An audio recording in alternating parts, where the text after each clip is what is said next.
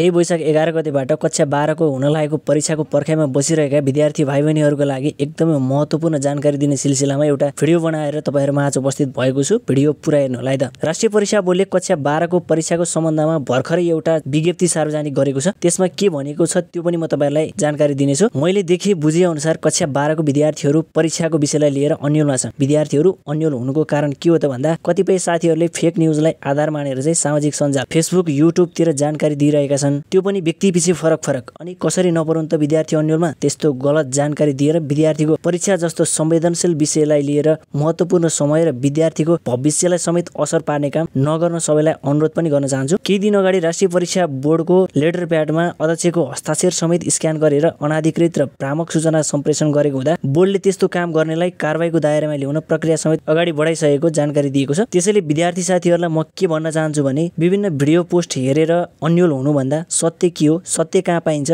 त्यो बुझ्नुस् पहिला। मैले यो भन्दा अगाडिको भिडियो पनि बनाएको थिएँ। त्यसमा पनि विभिन्न कमेन्टहरू आएका थिए कि विद्यार्थीहरू अन्योलमा परिरहेका छन् र अरूका भिडियोहरूको कमेन्ट बक्समा हेर्दा पनि विद्यार्थीहरू अन्योलमा छन्, कसको कुरा सुन्ने जस्ता कमेन्टहरू गरिरहेका छन्। त्यो कारणले गर्दाखेरि तपाईहरुको जिज्ञासालाई चाहिँ दूर गर्नको लागि मैले यो भिडियो बनाएको छु। अब सत्य जानकारी कहाँ पाइन्छ त म तपाईहरुलाई भन्ने छु। राष्ट्रिय परीक्षा बोर्डको आफ्नो अफिसियल वेबसाइट छ एउटा, त्यसमा के हुन्छ के हुँदैन त सत्य जानकारी त्यहाँ सार्वजनिक गर्ने गर्छ। विद्यार्थी साथीहरूले बोर्डको अफिसियल वेबसाइटमा गएर चाहिँ त्यहाँ सार्वजनिक भएको नोटिस हेरिसके पछाडि अरू कुनै पनि भिडियो पोस्ट हेरेर अन्योलमा हुनुपर्ने जरुरी नै पर्दैन। बोर्डको अफिसियल वेबसाइटमा गएर कसरी हेर्ने त्यो पनि म तपाईहरुलाई सिकाउने छु। अब हेरौँ राष्ट्रिय परीक्षा बोर्डले भर्खरै सार्वजनिक गरेको विज्ञप्ति। राष्ट्रिय परीक्षा बोर्डले विज्ञप्तिमा यस्तो भनिएको छ कि राष्ट्रिय परीक्षा बोर्डद्वारा यही 2082 साल वैशाख 11 गतेबाट सञ्चालन हुने गरी तय भएको कक्षा 12 को वार्षिक परीक्षाका सम्बन्धमा विद्यार्थी वर्गहरुमा भ्रम सिर्जना हुने गरी परीक्षा प्रति बोर्डको गम्भीर ध्यानाकर्षण भएको छ। परीक्षा सम्बन्धी आधिकारिक सूचना बोर्डले आफ्नो वेबसाइट www.neb.gov.np मार्फत सार्वजनिक गर्दै आएको र आगामी दिनमा समेत सो मार्फत सूचना प्रवाह गरिरहने हुँदा सरकारवालामा बोर्ड हार्दिक अनुरोध गर्दछ।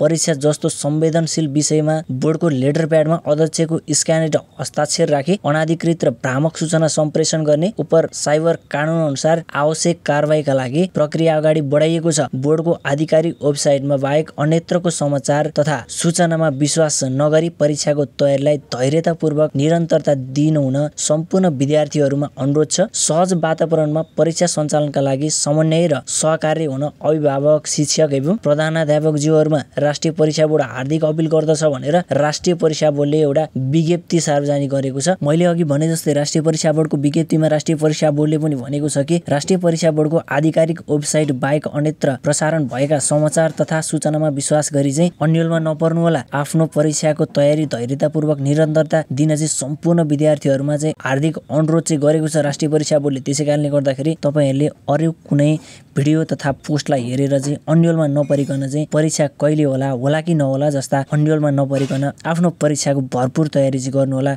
यही मात्र कन्सेप्ट बनाउनुस् कि 11 गतेदेखि कक्षा 12 को एक्जाम हुन्छ भनेर कन्सेप्ट बनाएर चाहिँ आफ्नो परीक्षालाई चाहिँ एकदम मेहनत गरेर भरपूर तयारी चाहिँ गर्नु होला। राष्ट्रिय परीक्षा बोर्डले यस विज्ञप्तिमा पनि कक्षा 12 को एक्जाम वैशाख 11 गतेबाटै फिक्स हुन्छ भनेर चाहिँ यो विज्ञप्तिमा पनि भन्न सकेको छैन। किनभनेदेखि शिक्षकहरू आन्दोलनमा छन्। शिक्षकहरूको मागलाई सरकार पक्षको ध्यानाकर्षण भएको छैन। जुन दिन शिक्षकहरूको र सरकार पक्षको सहमति हुन्छ त्यो सहमति हुनलाई मिटिङ वार्ता गर्नका लागि 2-3 घण्टा अथवा 1 दिनको समयको कुरा हो। त्यो जुन कुनै बेला पनि हुन सक्छ। अब भोलिका दिनमा पनि के हुन्छ के हुँदैन भन्ने निर्णय गर्ने भनेको राष्ट्रिय परीक्षा बोर्डले हो। त्यसैले राष्ट्रिय परीक्षा बोर्डको अफिसियल वेबसाइट www.neb.gov.np मा गएर बेला बेलामा चेक गरिराख्नु होला। अहिले जो कोही विद्यार्थीको हातमा पनि एउटा मोबाइल फोन त भइ नै हाल्छ। त्यसै कारणले गर्दाखेरि यो दुनियाँतिर भिडियो पोस्ट हेरेर अन्योलमा हुनु भन्दा पनि तपाईहरुको मोबाइल फोनमा रहेको क्रोम ब्राउजरलाई ओपन गर्नुस्। www.neb.gov.np सर्च गरेर राष्ट्रिय परीक्षा बोर्डको अफिसियल वेबसाइटमा पुग्नुहुनेछ।